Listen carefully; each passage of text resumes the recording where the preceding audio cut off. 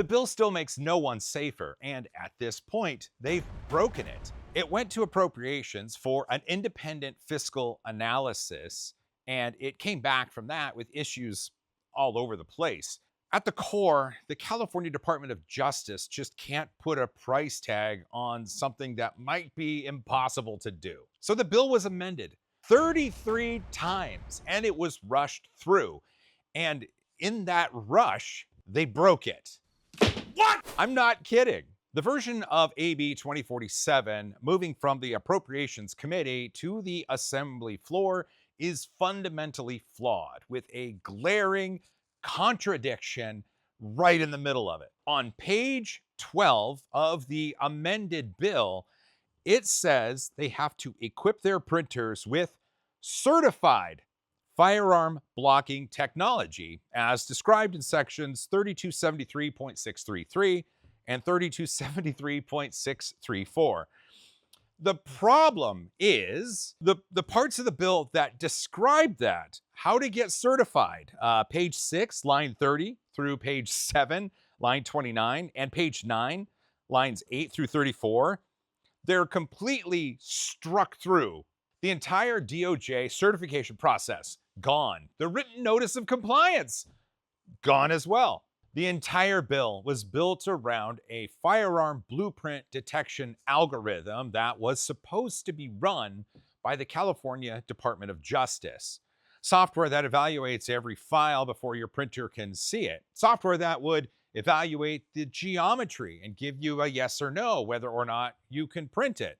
That software doesn't exist. Instead, the Department of Justice has been given until January 1st, 2028 to publish performance standards for a technology that doesn't exist. Once the performance standards are published, companies must find or create a mandated software solution that is technically impossible and violates the First Amendment, or else they are banned from selling any 3D printer in the state of California or any other states that adopt this legislation. This is no longer being created by the state's Department of Justice.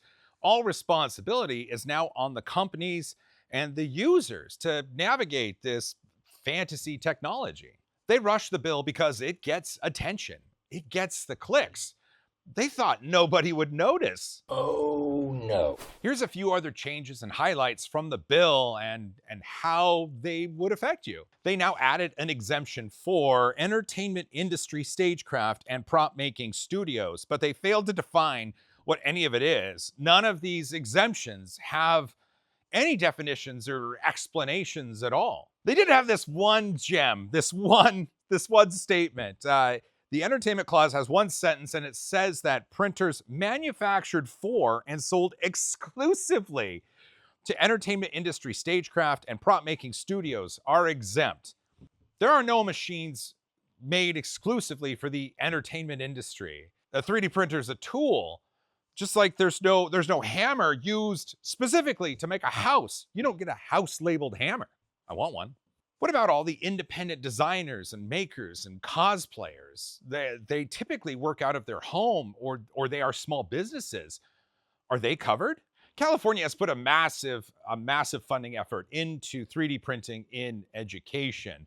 Most of those machines are running open source firmware, and most of those machines allow you to use any slicer you want. The DOJ can approve design forms directed towards compatibility with open source architecture, but only if the DOJ first determines that the design is as effective and tamper resistant as a fully locked down firmware system.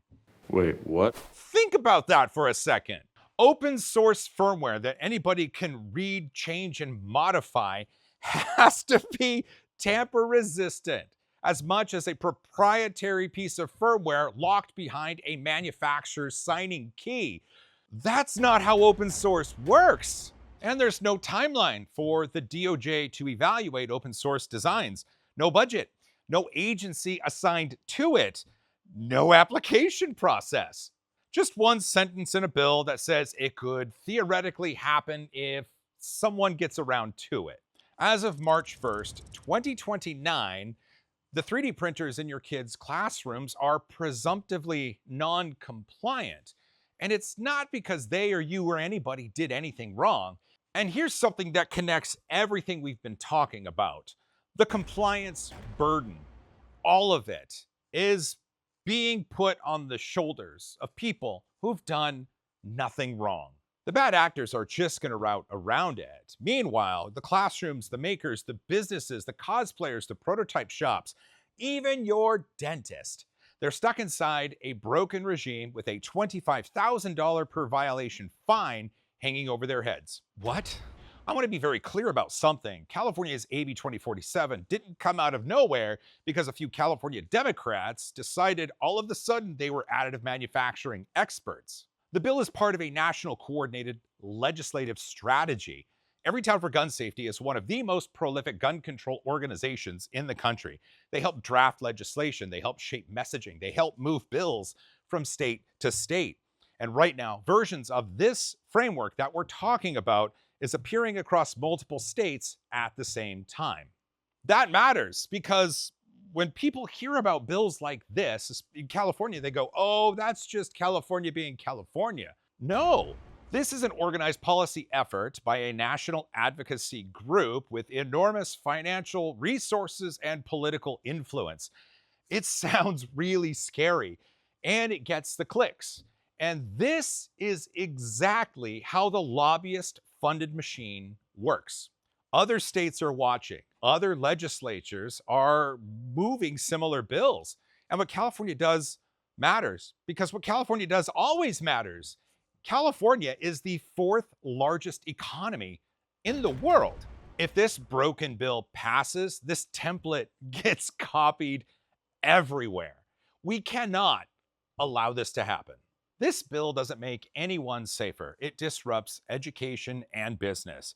And it's asking for something impossible that if you did it, you would be violating the First Amendment. So here's what we need from you, all of you, everybody watching this video, even if you're outside the United States, contact these assembly members.